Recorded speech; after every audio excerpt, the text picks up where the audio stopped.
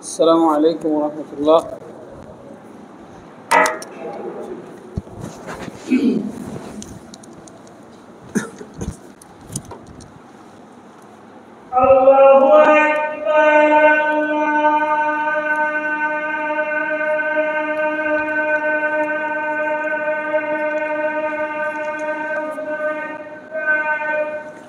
الله أكبر. الله أكبر.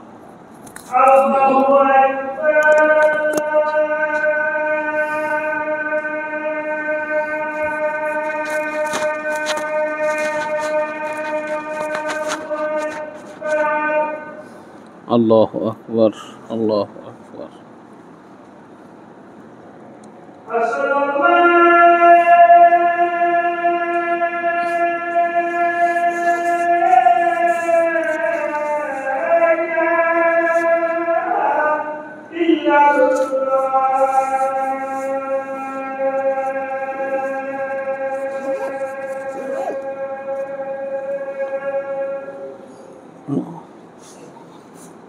أشهد أن لا إله إلا الله.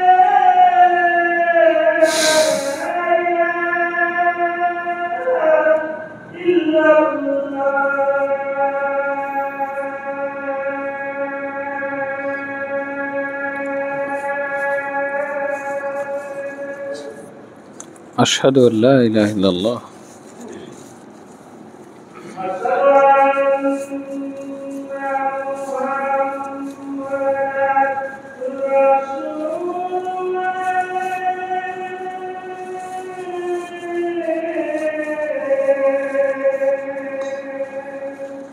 أشهد أن محمد رسول الله.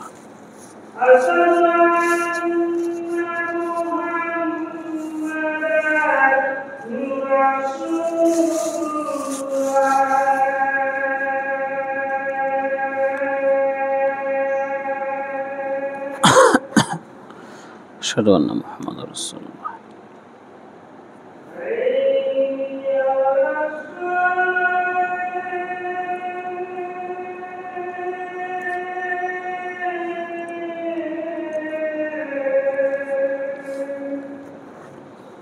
لا حول ولا قوة إلا بالله.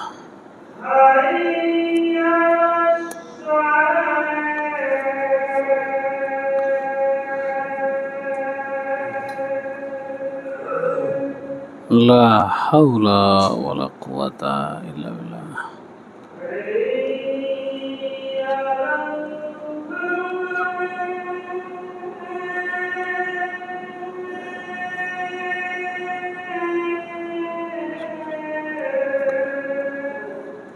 لا حول ولا قوة إلا بالله.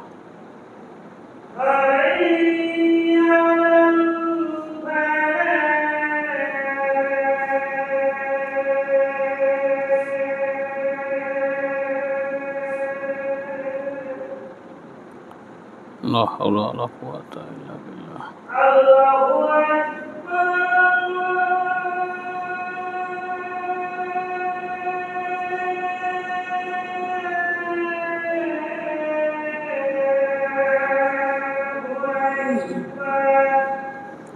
الله أكبر. الله.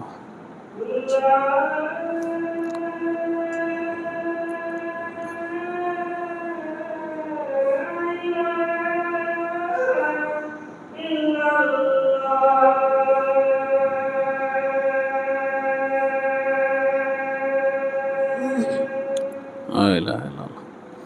اللهم صل على محمد وعلى آل محمد كما صليت. اللهم بارك على محمد وعلى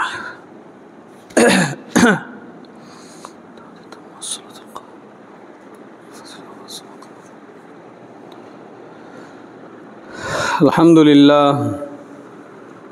لله نحمده ونستعينه ونستغفره ونؤمن به ونتوكل عليه ونعوذ بالله من شرور أنفسنا ومن سيئات أعمالنا من يهده الله فلا مضل له ومن يضلله فلا هادي له ونشهد أن لا إله إلا الله وحده لا شريك له ونشهد أن محمدا عبده ورسوله أما بعد فإن خير الحديث كتاب الله وخير الهدى هدى محمد صلى الله عليه وسلم وشر الأمور محدثاتها وكل محدثة بدعة وكل بدعة ضلالة وكل ضلالة في النار فقد قال الله تعالى في كلامه المجيد بعد أعوذ بالله من الشيطان الرجيم يا أيها الذين آمنوا اتقوا الله حق تقاته ولا تموتن إلا وأنتم مسلمون يا أيها الناس اتقوا ربكم الذي خلقكم من نفس واحدة وخلق منها زوجها وبث منهما رجالا كثيرا ونساء واتقوا الله الذي تساءلون به والأرحام إن الله كان عليكم رقيبا يا أيها الذين آمنوا اتقوا الله وقولوا قولا سديدا يصلح لكم أعمالكم ويغفر لكم ذنوبكم ومن يطع الله ورسوله فقد فاز فوزا عظيما وقال سبحانه وتعالى أعوذ بالله من الشيطان الرجيم بسم الله الرحمن الرحيم قاف والقرآن المجيد بل عجبوا أن جاءهم منذر منهم فقال الكافرون هذا شيء عجيب أإذا متنا وكنا ترابا ذلك رجع بعيد قد علمنا ما تنقص الأرض منهم وعندنا كتاب حفيظ بل كذبوا بالحق لما جاءهم فهم في أمر مريج أفلم ينظروا إلى السماء فوقهم كيف بنيناها وزيناها وما لها من فروج والأرض مددناها وألقينا فيها رواسي وأنبتنا فيها من كل زوج بهيج تبصرة وذكرى لكل عبد منيب ونزلنا من السماء ماء مباركا فأنبتنا به جنات وحب الحصيد والنخل باسقات لها طلع نضيد رزقا للعباد وأحيينا به بلدة ميتة كذلك الخروج كذبت قبلهم قوم نوح وأصحاب الرس وثمود وعاد وفرعون وإخوان لوط وأصحاب الأيكة وقوم تبع كل كذب الرسل فحق وعيد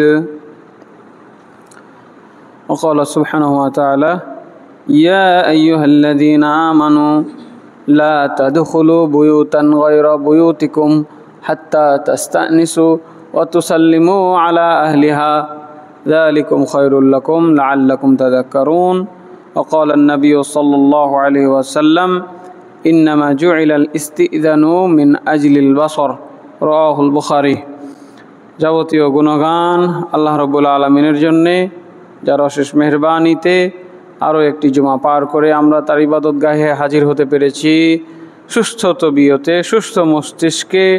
এই জন্য আল্লাহর দরবারে শুকরিয়া তান বলি আলহামদুলিল্লাহ। দুরূদ ও শান্তির ধারা বর্ষিত হোক আমাদের শেষ নবী প্রিয় হাবিব মুহাম্মদ মুস্তাফা সাল্লাল্লাহু আলাইহি ওয়াসাল্লামের উপরে এবং তার পরিবারের পরিজনের উপরে, তার সাহাবীদের উপরে, কিয়ামত পর্যন্ত যারা তার অনুসরণ করেছে, করছে, করবে একনিষ্ঠভাবে, তাদের সবার উপরে আল্লাহর দয়া ও রহমত বর্ষিত হোক। আল্লাহুম্মা সাল্লি আলাইহি, আল্লাহুম্মা বারিক আলাইহি, আল্লাহুম্মা আমিন। সম্মানিত মসজিদের মুসল্লি, গত জুমায় অত্যন্ত গুরুত্বপূর্ণ একটি আদব, মানুষের কাছে অনুমতি গ্রহণের আদব, এই নিয়ে আলোচনা করছিলাম। সেক্ষেত্রে আমরা কয়েকটি পয়েন্ট আলোচনা করেছি। অনুমতি গ্রহণের আগে সালাম দিতে হবে, অনুমতি চাইতে হবে 3 বার, অনুমতি চাওয়ার সময় পরিচয় দিতে হবে। তারই ধারাবাহিকতায় আজকে আমরা আরও কিছু আলোচনা শুনবো ইনশাআল্লাহ। ওমা তাওফিকি ইল্লা বিল্লাহ।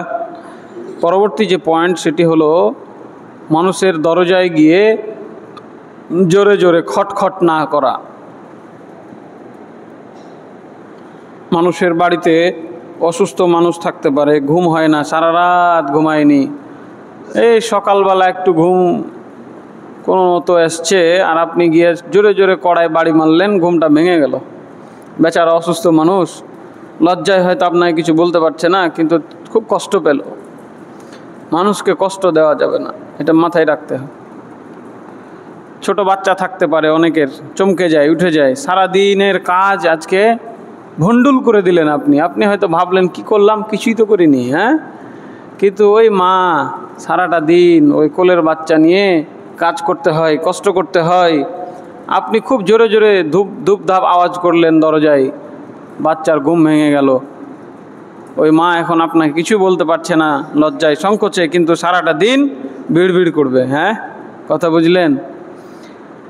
রাসূল সাল্লাল্লাহু আলাইহি ওয়াসাল্লামের সাহাবীদের আদব ছিল, তারা রাসূল সাল্লাল্লাহু আলাইহি ওয়াসাল্লামের বাড়িতে গেলে খুব আস্তে করে নখ দিয়ে এভাবে আওয়াজ করতেন।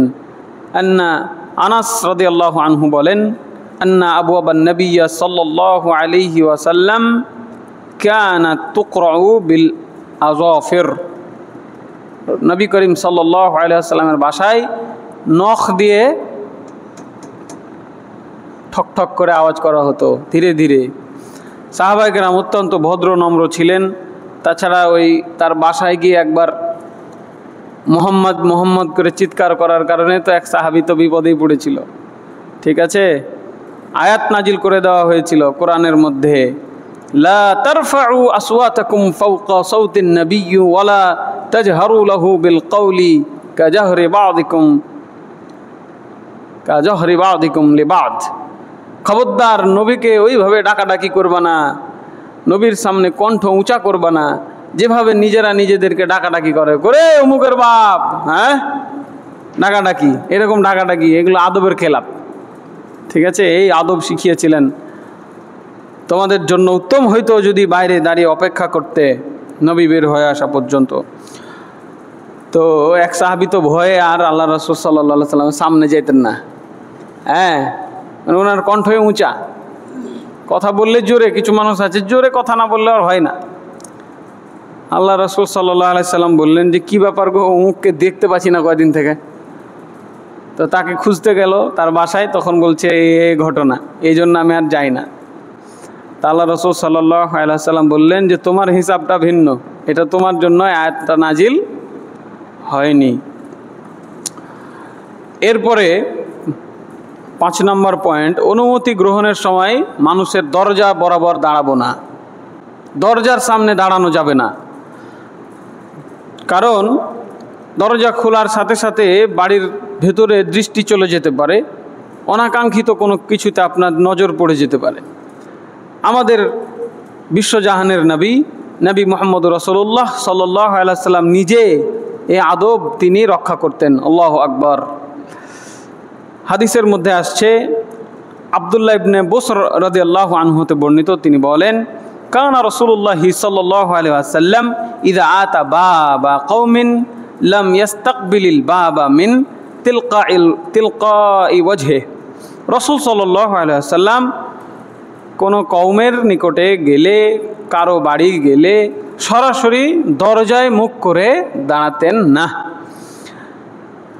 বরং কি করতেন, দরজার ডানে অথবা বামে এক পাশে সরে দাঁড়াতেন, এইভাবে দাঁড়াতেন অথবা এইভাবে দাঁড়াতেন। সরাসরি দরজার দিকে তিনি মুখ করে কি দাঁড়াতেন না। এই যে আমাদের রাসূল সাল্লাল্লাহু আলাইহি ওয়াসাল্লামের আদব। এরপরে কি তিনি কি বলতেন, আসসালামু আলাইকুম, আল্লাহু আকবার। তিনি নিজে মানুষের বাড়িতে দাঁড়িয়ে সালাম দিতেন, সরাসরি এইভাবে দাঁড়াতেন না, এক পাশে দাঁড়িয়ে তিনি আগে সালাম দিতেন। কারণ ওই সময়ে মানুষের বাড়িতে পর্দা টাঙানো থাকতো না, পরিধান করার কাপড় ছিল না, গায়ে দিবে কি কাপড় সেটাই নাই, দরজার সামনে কাপড় কি টাঙাবে। আল্লাহু আকবার। আজকে হতভাগা মুসলমানের ঘরে কাপড়ের অভাব নাই, তাও তার মেয়ের সতর ঢাকার যোগ্যতা তার হয় না, তার বাড়ির সামনে একটা পর্দা ঝুলানোর হুঁশ তার হয় না। হুঁশ করতে হবে, বাড়ির সামনে পর্দা ঝুলাতে হবে। আবু দাউদ হাদিস নাম্বার 5186। এরপর আরও একটি গুরুত্বপূর্ণ আদব হলো, অনুমতি চাওয়ার পরে একটু অপেক্ষা করা উচিত। অনুমতি চাইলাম আর হড়হড় করে ঢুকে গেলাম না, বা অনুমতি চাইলাম দেরি হচ্ছে ওই জন্য ঘুরে চলে যাব, ওইটাও না। তাড়াহুড়া করে ঢুকবো না, মন খারাপ করব না, রাগ করে চলেও যাব না। কথা বুঝা গেল? একটা মানুষ আপনার বাড়িতে আসছে, আপনার বুঝতে সময় লাগতে পারে, হয়তো ভাবছেন যে পাশের বাড়িতে ডাকছে মনে হয়, হতে পারে না, পাশাপাশি গিঞ্জিল অনেক বাড়ি থাকে, তা আপনার মনে হতেই পারে যে পাশের বাড়ির কাউকে ডাকছে মনে হয়, হয়তো আপনার নাম ধরে ডাকেনি, সালাম দিয়েছে, আপনি বুঝতে পারেননি। দ্বিতীয়ত হয়তো বা আপনি আবার সালাম দিয়েছে, আপনি এবার বুঝতে পেরেছেন যে হ্যাঁ আপনাকেই ডাকছে, কিন্তু আপনি চিন্তা করছেন যে এখন কি ঢোকার অনুমতি দিব নাকি দিব না, আগে বাড়ি ঘরটা দেখি সব ঠিকঠাক আছে কিনা, একটু গোছগাছ করে নি, সময় লাগবে না। বাড়ির ভিতর তো মানুষ বিভিন্নভাবে থাকতেই পারে, বিভিন্ন রকমের পরিবেশ বাড়ির ভিতর থাকতে পারে, তাই না? তৃতীয়বার সালাম দিলেন, তখন হয়তো তিনি প্রস্তুতি নিয়ে নিয়েছেন, তৃতীয়বার সালামের পরে আমি হয়তো দরজাটা গিয়ে খুললাম, অথবা আমার মনে হলো যে না এখন এই বাড়িতে মানুষ ঢুকতে দেওয়া যাবে না, আমি সুন্দর করে বলি ভাই পরে আসেন, অথবা আমি কিছুই বললাম না, লজ্জার খাতিরে চুপ থাকলাম। ও বাইরে থেকে যেহেতু মুসলমান, তার তো বোঝা উচিত, গত জুমায় বলেছিলাম, যদি মুসলমান হই, যদি আদবের খেলাফ কাজে লিপ্ত না হই, যদি ভদ্র নম্র হয়, 3 বার সালাম দেওয়ার পরে অনুমতি চাওয়ার পরেও যখন কোনো জবাব আসেনি, সে সুন্দরভাবে ফেরত যাবে।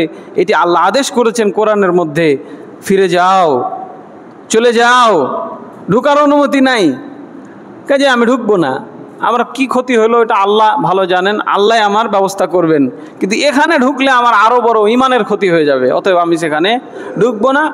বাড়িতে আর জোরে জোরে খটখট আওয়াজ করব না, চিল্লা ফাল্লা করব না, মন খারাপ করব না, রাগারাগি করব না। এরপরে আমাদের গ্রামে এই এক বিশাল সমস্যা, একটি গুরুত্বপূর্ণ আদব, মানুষের বাড়িতে উঁকি ঝুঁকি দেওয়া যাবে না। গ্রামের পরিবেশে মানুষ জানালা দিয়েও উঁকি দেয়, লা হাওলা ওয়ালা কুওয়াতা ইল্লা বিল্লাহ। কি নোংরা একটা পরিস্থিতি আমাদের সামাজিক অবকাঠামো। আর কত মানুষের তো বাড়ির দরজাই নাই, বাড়ির ভিতর দিয়ে রাস্তা করে থুয়েছে। গ্রামের বাড়িগুলোতে দেখবেন যে 8-10 ভাই বাড়ি করেছে, বড় ভাই আগা দিকে, তারপরের ভাই তারপরের ভাই তারপরে, তো এক শেষ ভাইয়ের বাড়িতে গেলে বড় ভাইয়ের বাড়িতে শুরু করতে ঢুকা। 6টা ভাইয়ের বাড়ির ভিতর দিয়ে 7ম ভাইয়ের বাড়ি। এগুলো গ্রামের পরিবেশ, নাউজুবিল্লাহ, এগুলো জাহিলি নীতি, এগুলো এই পার্শ্ববর্তী হিন্দুদের গ্রাম্য নীতি। এই নীতির মুখে লাথি মারতে হবে, কবর দিতে হবে নীতিকে। এই নীতিকে কবর না দেওয়া পর্যন্ত আপনার বাপ মা কবরে যে শাস্তি পাবে, আপনাদের এই আদব শিখিয়ে যেতে পারেনি, এই জন্য এই নীতিকে কবর দিতে হবে আজকেই, সময় পাবেন না, লাভ নাই।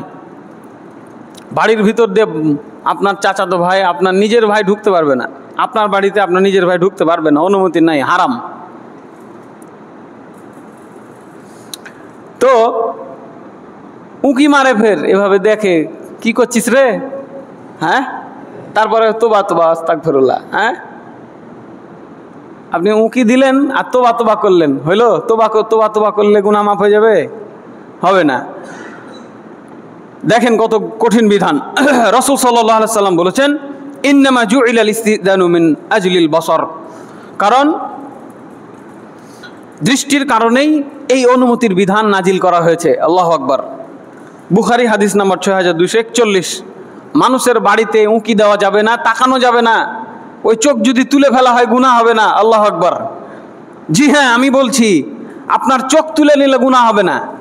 আপনি আমার বাড়িতে উঁকি মেরেছেন আমার অনুমতি ছাড়া, আপনার চোখ যদি আমি তুলে নিই গুনাহ হবে না। যাচ্ছি সামনে। তো রাসূল সাল্লাল্লাহু আলাইহি সাল্লাম বলছেন, যে ব্যক্তি মানিত্তালা ফি বাইতি কওমিন বিগাইরি ইযনিহিম ফাকাদ হাল্লা লাহুম আই ইয়াফকাউ আইনাহু, কেউ যদি কোনো মানুষের বাড়িতে বিনা অনুমতিতে তাকায়, তাহলে ওই বাড়ির মালিকের জন্য হালাল হলো আর চোখ ফুটা করে দেওয়া। আল্লাহু আকবার। যদিও বাংলাদেশের এই রাষ্ট্রীয় আইনে এটা আপনার জন্য অপরাধ হবে। মুসলিম হাদিস নাম্বার 2158, তার চোখ ফুটা করে দেওয়া তার জন্য বৈধ। বাংলাদেশের আইন ব্রিটিশদের তৈরি করা আইন। বাংলাদেশ থেকে ব্রিটিশদের তাড়ানো হয়েছিল, আমরা ইতিহাস জানি, কিন্তু তাদের আইন বাংলাদেশে বাস্তবায়িত আছে আজও, এখনো কিভাবে আমার মাথায় ধরে না। এই ইতিহাস আজও বুঝতে পারি না। যারা শোষণ করেছে 190 বছর এই বাংলার মানুষকে, এই ভারত উপমহাদেশকে, তাদেরকে খেদানো হলো, পিটিয়ে তাড়ানো হলো, আবার কিভাবে তাদের বিধান বাংলাদেশে এই ভারত উপমহাদেশে জারি থাকলো আমার বুঝে আসে না। তো এই কাফেরদের তৈরি করা আইন অনুযায়ী আপনার বিচার হবে। কাজেই চোখ ফুটা করতে যায়েন না, কিন্তু ইসলামী বিধানে, আল্লাহর বিধানে চোখ ফুটা করা জায়েজ। ওর চোখ আপনি ফুটা করে দিবেন। ও কেন আপনার বাড়িতে উঁকি মারলো আপনার অনুমতি ছাড়া? যদি তাকাই তাহলে তার চোখ ফুটা করে দেওয়া জায়েজ। হাদিস নাম্বার 2158, সহিহ মুসলিম। আমি অনুবাদ করলাম, ঠিক আছে? আমি কোনো এক্সিকিউশন দিই নাই। আপনি কি করবেন আপনার ব্যাপার, তবে পরামর্শ তো দিয়েও দিলাম। যেহেতু বাংলাদেশের আইন অমুসলিমদের তৈরি আইন এবং সেই আইনের শাসন হচ্ছে চলমান, সেহেতু চোখ কান খুলে কাজ করা ভালো। এই আইনের পরিবর্তনের জন্য চেষ্টা করা জরুরি, ফরজ দায়িত্ব প্রত্যেকের ওপরে। আল্লাহ রাব্বুল আলামিন আমাদেরকে সেই তৌফিক দান করেন, আল্লাহুম্মা আমিন। রাসূল সাল্লাল্লাহু আলাইহি ওয়াসাল্লাম বলছেন, লাউ আন্না রাজুলান আতলাআ আলাইকা বিগাইরি ইযনি, কোনো ব্যক্তি যদি বিনা অনুমতিতে তোমার বাড়িতে উঁকি ঝুঁকি মারে,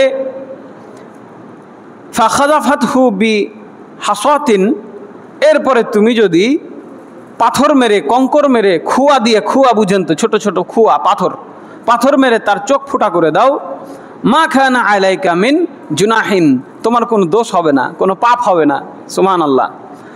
কথা বুঝলেন কি?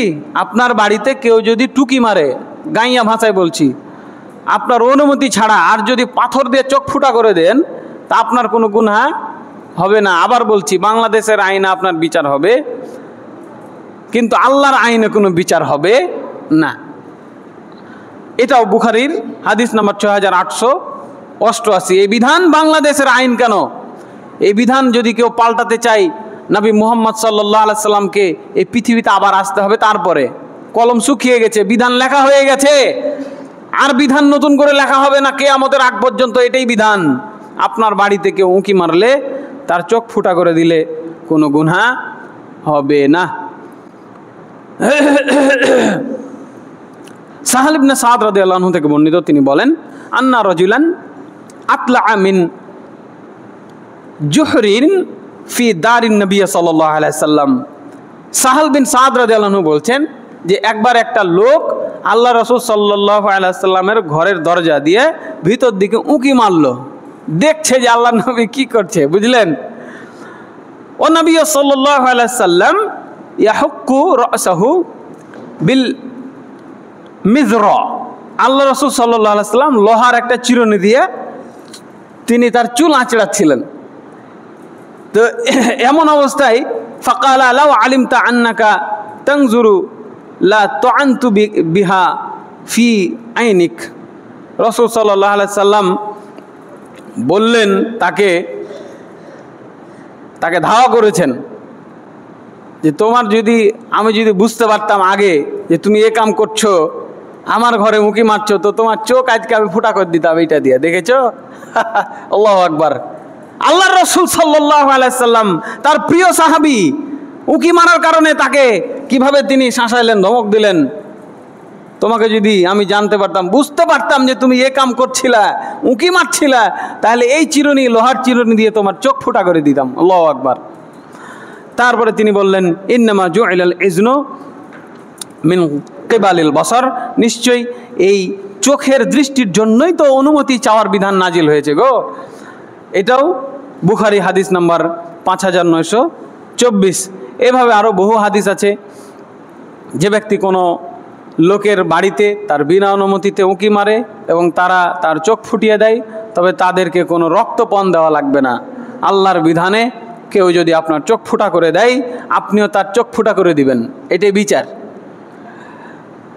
কেউ যদি আপনার দাঁত ভেঙে দেয়, আপনিও দাঁত ভেঙে দিবেন, এটাই বিচার। কেউ যদি আপনাকে হত্যা করে বা আপনার ছেলেকে হত্যা করে, আপনি তার ছেলেকে ওকে হত্যা করবেন, এটাই বিধান। আপনাকে কেউ হত্যা করলো, আপনার ছেলে মেয়ে তাকে হত্যা করবে, এটা রক্তপণ, দিয়াত। একজন মানুষের যে ক্ষতি আপনি করলেন, আপনার সেই ক্ষতি করা হবে। কিন্তু যদি এই অপরাধে লিপ্ত হওয়ার কারণে আপনার চোখকেও ফুটা করে দেয়, তাহলে আপনার আর কোনো দিয়াত নেই, কোনো রক্তপণ দেওয়া লাগবে না। বিষয়টি বুঝার জন্য আমি সম্মানিত মসজিদের মুসল্লি ভাই বোনকে আমি বিনীতভাবে অনুরোধ করছি, খবরদার হুঁশ থাকাকালীন জীবনে কারো বাড়িতে উঁকি মারতে যাবেন না, কখনো না। আল্লাহ আমাদের আমল করার তৌফিক দান করেন, আল্লাহুম্মা আমিন। এরপরে দৃষ্টিকে অবনমিত রাখা, এটি তো কোরআনের একটি শাশ্বত বিধান। আল্লাহ রাব্বুল আলামিন আমাদেরকে বলেছেন, কুল্লিল মুমিনিনা ইয়াগুদ্দু মিন আবসারিহিম ওয়া ইয়াহফাজু ফুরুজাহুম, একজন মুমিন পুরুষকে বলে দেন সে যেন চোখ নিচা করে রাখে। কুল্লিল মুমিনাতি ইয়াগযুদনা মিন আবসারিহিন্না, মুমিনা নারীকেও বলে দেন যেন সে চোখ নিচা করে রাখে। এই চোখ নিচা করে রাখা মানেই হলো অন্যের বাড়িতে, অন্যের মেয়ের প্রতি, অন্যের সুদর্শন ছেলের প্রতি না তাকিয়ে চক্ষুটা, পুরুষ মানুষ হোক নারী হোক, চোখ সবসময় নিচা থাকবে, সবসময় অবনমিত অবস্থায় থাকবে। এরপরে অনুমতি না দিলে ফিরে চলে যাইতে হবে। সব নিয়ম কানুন মানলেন, আস্তে করে ঠক ঠক করলেন, সালাম দিলেন, অনুমতি চাইলেন, আল্লাহর বিধান মেনেছেন, এরপরেও যদি আপনাকে অনুমতি না দেওয়া হয় তাহলে বাড়ি চলে যাবেন। আল্লাহ রাব্বুল আলামিন বলছেন, ওয়া ইন কিলা লাকুম ইরজিউ ফারজিউন হুয়া আযকা লাকুম, যদি তোমাদেরকে কেউ বলে এখন চলে যান, ফিরে যান, তাহলে ফিরে যাবে, এটি তোমাদের জন্য ভালো, উত্তম, পবিত্রতম। নিশ্চয়ই ভেতরের পরিবেশ অনুকূলে নাই বলেই আপনাকে যেতে বলা হয়েছে। ওয়াল্লাহু বিমা তা'মালুনা আলিম, নিশ্চয়ই আল্লাহ জানেন তোমরা যা করো। খবরদার কোনো মানুষের বাড়িতে ঢোকার জন্য পিড়াপিড়ি করবেন না, অনুমতি চাইবেন, যদি অনুমতি না দেওয়া হয় তাহলে ফিরে যাবেন। সূরা নূর আয়াত নাম্বার 28।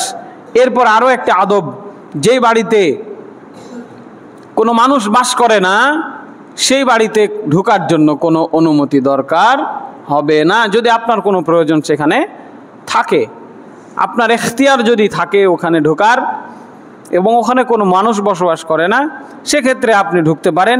আল্লাহ রাব্বুল আলামিন বলছেন, লাইসা আলাইকুম জুনাহুন আন তাদখুলু বুয়ুতান গায়রা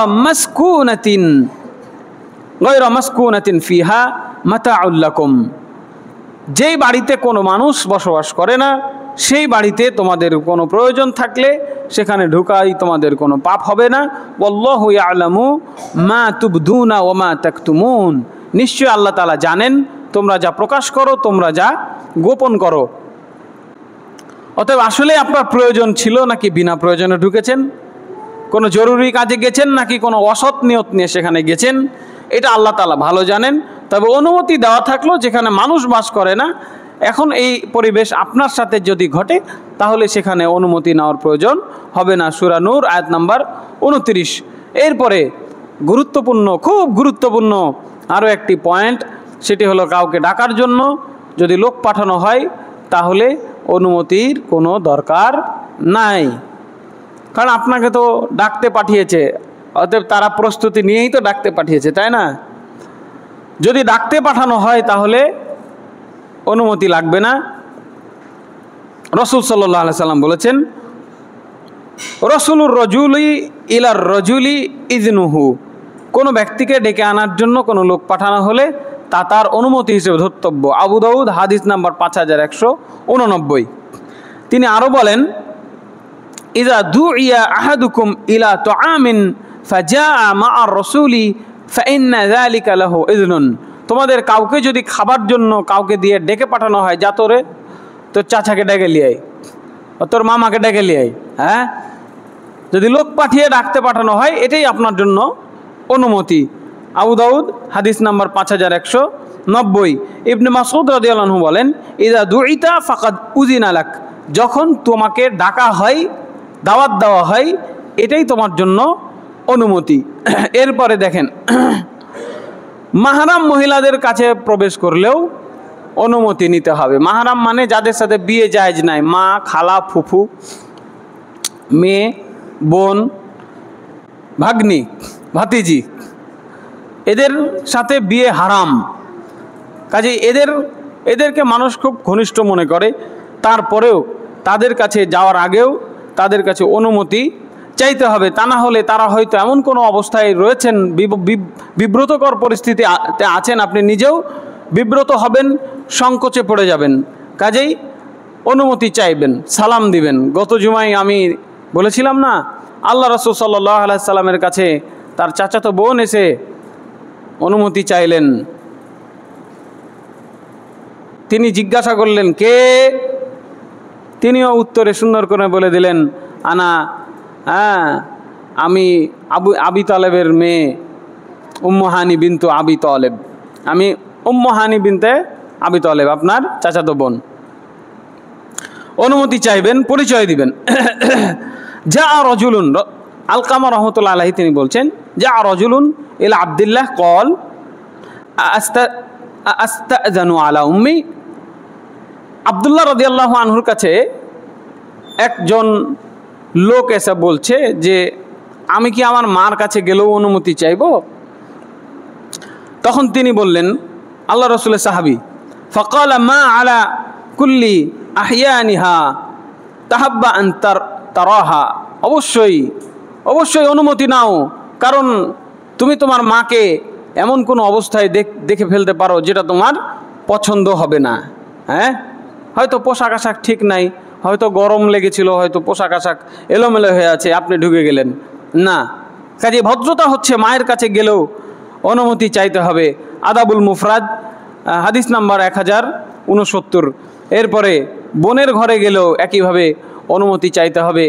আতা রহমতুল্লাহ আলাইহি বলেন, আমি আব্দুল্লাহ ইবনে আব্বাস রাদিয়াল্লাহু আনহুকে জিজ্ঞেস করলাম, আমি কি আমার বোনের নিকটও অনুমতি চাইব? তিনি বললেন, হ্যাঁ। আমি আবার বললাম, আমার 2টি বোন আছে, আমি তাদের লালন পালন করি, আমি তাদের দেখাশোনা করি, তাদের নিরাপত্তার দায়িত্ব আমার, তারপরেও কি আপনি বলছেন আমাকে অনুমতি চাইতে হবে? আব্বাস রাদিয়াল্লাহু আনহু রেগে গিয়ে বললেন, তুমি কি তোমার বোনকে উলঙ্গ অবস্থায় দেখতে চাও? নাউজুবিল্লাহ। কাজেই বোনের কাছেও ঢোকার আগে, ছোট বোন হোক বড় বোন হোক, অনুমতি চাইতে হবে। অনুমতি দিলে তারপরে সেখানে ঢুকতে হবে। এরপর আব্বাস রাদিয়াল্লাহু আনহু কোরআনের আয়াত পাঠ করতে লাগলেন, ইয়া আইয়ুহাল্লাযীনা আমানু লিয়াস্তাযিনুকুম আল্লাযী মালাকাত আইমানুকুম ওয়াল্লাযীনা লাম ইয়াবলুগুল হুলুমা মিনকুম সালাসা মাররা। হে বিশ্বাসীগণ, তোমাদের দাস দাসীরা এবং তোমাদের মধ্যে যারা এখনও প্রাপ্তবয়স্ক হয়নি তারা যেন 3 সময়ে তোমাদের কাছে আসতে অনুমতি গ্রহণ করে। আল্লাহু আকবার। বাড়ির চাকর বাকর বাড়িতেই তো থাকে, হ্যাঁ, সব ঘরে ঢোকার অনুমতি তাদের আছে। বাড়ির বাচ্চা কাচ্চা যাদের এখনও যৌবনের জ্ঞান হয় নাই, যৌবন কী জিনিস, স্ত্রী মিলন কী জিনিস যারা এখনও বুঝে না, হ্যাঁ, তাদেরকে পর্যন্ত আল্লাহ রাব্বুল আলামিন বিশেষ করে 3টা টাইমে বলে দিলেন তারা যেন তোমাদের কাছে আসার আগে অনুমতি চাই। হ্যাঁ, এই 3টা হলো কি, মিন ক্বাবলি সালাতিল ফজরি ওয়া হিনা তাদউনা সিয়াবাকুম মিন, ফজরের নামাজের একটু আগে যখন তোমরা তোমাদের পোশাক খুলে রাখো, তারপরে অমিম বাদি সলাতিল ইশা এবং অমিম মিনাত জুহুরি, অমিম বাদি সলাতিল ইশা, জোহরের পরে এবং এশারের পরে, এই 3টা সময়ে সালাসাতুন আওরাতিন লাকুম, এই 3টা সময় তোমাদের জন্য পর্দার সময়। সুবহানাল্লাহ, ইসলামের বিধান দেখেন কত চমৎকার। আল্লাহ রাব্বুল আলামিন বলছেন আমি লজ্জা করি না। সত্য প্রকাশের ক্ষেত্রে আল্লাহ সুবহানাহু ওয়া তাআলা লজ্জা করেন না, বরং শেখানোর জন্য মানুষকে আল্লাহ রাব্বুল আলামিন দেখেন কত সুন্দরভাবে, কত প্রকাশ্যে তিনি কথাগুলো বলেছেন। যেই সময়ে মানুষ বিশ্রাম নেই, বিছানায় শুয়ে থাকে, ওই সময়গুলোতে আপনি তার ঘরে ঢুকে যাবেন, এটি অভদ্রতা এবং এটি পশুদের আচরণ। একটা পশু আর একটা পশুর কাছে গেলে অনুমতি লাগে না, কিন্তু একজন মানুষ, এমনকি সে যদি ছোট বাচ্চাও হয়, তারপরেও তাকে অনুমতি নিয়ে ঘরে ঢুকানোর এই অভ্যাস গড়ে তুলতে হবে। আল্লাহ রাব্বুল আলামিন আমাদের বোঝার তৌফিক দান করেন, আল্লাহুম্মা আমিন। সূরা নূর আয়াত নম্বর 58। এবার বুঝতে পেরেছেন আব্বাস রাদিয়াল্লাহু আনহু কেন রাগ করে এভাবে তিনি বললেন। সাহাবী বলছেন আমার বোনকে আমি লালন পালন করি, সাহাবীকে এসে বলছেন আমার বোনকে তো আমি কোলে পিঠে করে মানুষ করেছি, তাও ওর ঘরে ঢুকতে গেলে অনুমতি লাগবে? তিনি একদম ডাইরেক্ট জবাব দিয়েছেন তোমার বোনকে কি তুমি উলঙ্গভাবে দেখতে চাও? এরপরে তিনি কোরআনের এই আয়াত পাঠ করলেন, তোমাদের জন্য তোমাদের দাস দাসী চাকর চাকরানি এবং তোমাদের যাদের এখনও বয়স হয়নি তারা যেন 3টা সময়ে অন্তত অনুমতি গ্রহণ করে। আল্লাহু আকবার। আল্লাহ রাব্বুল আলামিন আমাদের বোঝার তৌফিক দান করেন, আল্লাহুম্মা আমিন। এই বিষয়গুলোতে অনেকে মন খারাপ করেন, খবরদার মন খারাপ করবেন না। এটা আল্লাহর বিধান, আল্লাহ রাসূলের বিধান সাল্লাল্লাহু আলাইহি ওয়াসাল্লাম। কাজে এই বিধানকে আমাদেরকে কি করতে হবে? সম্মান করতে হবে। আমরা মুসলমান হয়ে যদি আল্লাহর বিধানকে সম্মান না করি তাহলে এর থেকে বড় দুঃখজনক বিষয় কি হতে পারে? এরপরে শিশুরাও অনুমতি গ্রহণ করবে, তবে বিশেষ করে তারা ওই 3টি সময়ে অনুমতি গ্রহণ করবে। আর যখন তাদের বোধ শক্তি চলে আসে, যখন তাদের বয়স হতে শুরু করে, তখন তাদের আলাদা করে দিতে হবে। এটি কোরআনের বিধান। আল্লাহ রাব্বুল আলামিন বলছেন তোমাদের শিশুরা ভয়প্রাপ্ত হলে তারাও যেন অনুমতি গ্রহণ করে, যেভাবে বড়রা অনুমতি গ্রহণ করেছে, এমনিভাবে আল্লাহ তোমাদের জন্য তার আয়াতসমূহ ব্যাখ্যা করেন। আল্লাহ সর্বজ্ঞ প্রজ্ঞাময়, আল্লাহ ভালো জানেন কোনটা ভালো কোনটা মন্দ। ছেলে 8-9-এ উঠে গেছে, এসএসসি পাস করে নিয়েছে, কলেজে উঠে গেছে, তাও ঢং হয় না, হুঁশ হয় না, বাপ মার ঘরে ঢুকে যাই, বোনের ঘরে ঢুকে যাই, না, এগুলো করা যাবে না। ওই পর্দার আয়াত নাজিল করার সময় আল্লাহ রাব্বুল আলামিন বলেছেন আউতিফলিল্লাযী লাম ইয়াজহার আলা আওরাতিন নিসা, ওই পিচ্চি বালক যে নারীদের গোপন অঙ্গ সম্পর্কে বুঝে না। আল্লাহু আকবার। আল্লাহ এখানে বয়স দেননি, পিচ্চি বালক নারীদের গোপন অঙ্গ সম্পর্কে বুঝে না।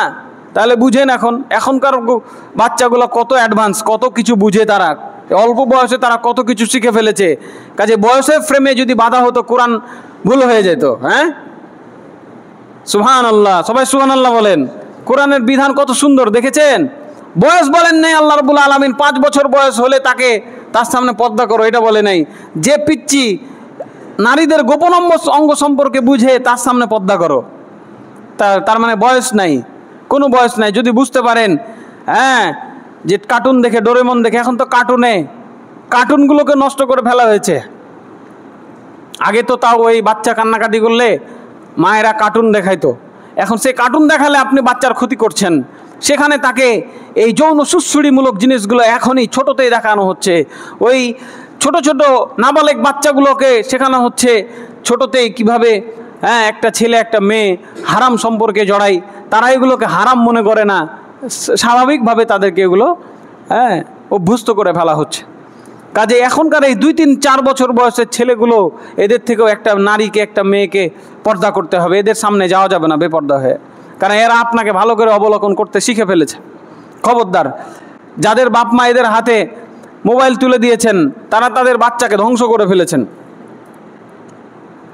আল্লাহ রাব্বুল আলামিন সূরা নূরের 59 নম্বর আয়াতে বললেন, যারা বয়প্রাপ্ত হয়ে গেছে তারা যেন অনুমতি নেয় বড়দের মতো। কাজেই প্রিয় মা ও বোনেরা, আপনাদেরকে উদ্যোগ নিতে হবে, আপনার ছেলেকে এটা শিখাতে হবে, দেখ বাবা বড় হয়েছ, এখন আর মায়ের ঘরে ঢোকা যাবে না, বোনের ঘরে ঢোকা যাবে না। ছেলেদের প্রাপ্তবয়স্ক হওয়ার জন্য কিছু আলামত আল্লাহ রাব্বুল আলামিন দিয়েছেন।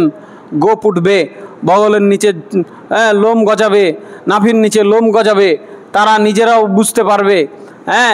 এইভাবে নিজেদের মধ্যে আলোচনা হওয়া উচিত। তারা আপনারা যদি তাদেরকে দেখে বুঝতে পারেন যে তার বয়স হয়ে গেছে, মেয়েদের হায়েজ হবে, তাহলে আপনাকে বুঝতে হবে যে মেয়ের বয়স হয়ে গেছে। এগুলো বাপ মার জরুরি দায়িত্ব, বাপ মাকে এই দায়িত্ব পালন করতে হবে, তা না হলে আল্লাহর কাছে বিচারের কাঠগড়ায় জবাবদিহি করতে হবে। আল্লাহ রাব্বুল আলামিন আমাদেরকে বোঝার তৌফিক দান করেন, আল্লাহুম্মা আমিন। এরপরে বাড়িতে যদি কেউ না থাকে তাহলে ওই বাড়িতে ঢোকা যাবে না।